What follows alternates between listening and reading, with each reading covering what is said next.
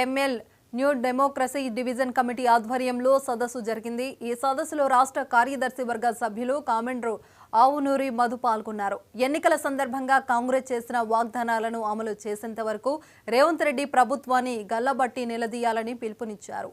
చర్లలో జరిగే సదస్సుకు ప్రజలంతా కదిలి రావాలని కోరారు।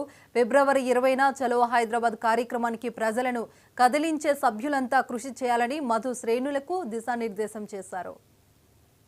వాగ్దానాలు చేసింది నన్ను అధికారంలోకి తీసుకొస్తే నేను ప్రజల సమస్యల్ని ముఖ్యంగా రైతాంగానికి సంబంధించినటువంటి విషయాల్ని పరిష్కరిస్తాను అనేటువంటిది చెప్పటం అనేటువంటి జరిగింది।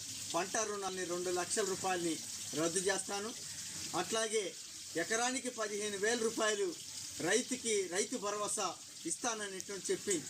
కానీ అది ఈరోజు ఇస్తుందా? ఏ మాత్రం కూడా దాన్ని అమలు చేసేటువంటి ఒక స్థితి లేదు। అట్లాగే పేదలైనటువంటి వాళ్ళు ఎవరైతే ఉన్నారో, ఇల్లు లేనటువంటి వాళ్ళు ఎవరైతే ఉన్నారో వాళ్ళందరికీ ఇల్లు కట్టిస్తాను, ఇంటి స్థలాలు ఇస్తాననేటువంటి చెప్పింది। ఈ రోజు వరకు కూడా దాన్ని అమలు చేసినటువంటి ఒక స్థితి అనేటువంటిది లేదు। అట్లా నిరుద్యోగులైనటువంటి వాళ్ళకి ఉపాధి అవకాశాలు ఇస్తానన్నది, ఎక్కడ ఉపాధి అవకాశాలు కల్పించాలి।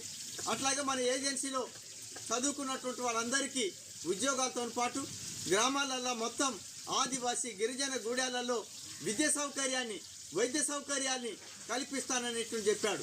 విద్య సౌకర్యం లేదు, వైద్య సౌకర్యం లేదు, ఉన్న స్కూళ్ళని ఎత్తేసేటువంటి ఒక పరిస్థితి ఏర్పడింది।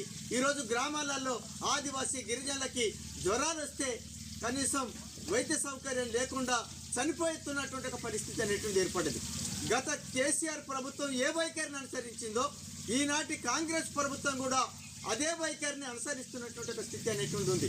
ఈ స్థితిలో ప్రజలకు ఇచ్చిన హామీలు ఏవైతే ఉన్నాయో దాదాపు 200 హామీలు ఇచ్చాడు, తన ఎన్నికల ప్రణాళికలో ప్రకటించాడు।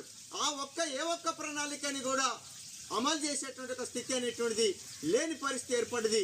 ఈ స్థితిలో సిపిఎంఎల్ న్యూ డెమోక్రసీ ఆధ్వర్యంలో రాష్ట్ర కమిటీ పిలుపునిచ్చేది। చలో హైదరాబాద్ కేసీఆర్ ప్రభుత్వం అమలు చేయనటువంటి నేను అమలు చేస్తానని ముందుకు వచ్చినటువంటి రేవంత్ రెడ్డి ప్రభుత్వం తన వాగ్దానాలు ఏ ఒక్కదాన్ని అమలు చేయలేదు కాబట్టి అవి అమలు చేస్తావా లేదని చెప్పి ఈ కాంగ్రెస్ ప్రభుత్వాన్ని నిలదీయటం, అడగడం అనేటువంటి చేయటం కోసం ఈ సమస్యలు పరిష్కారం అయ్యేంత వరకు దశలవారీ ఉద్యమ కార్యక్రమం చేపట్టి కాంగ్రెస్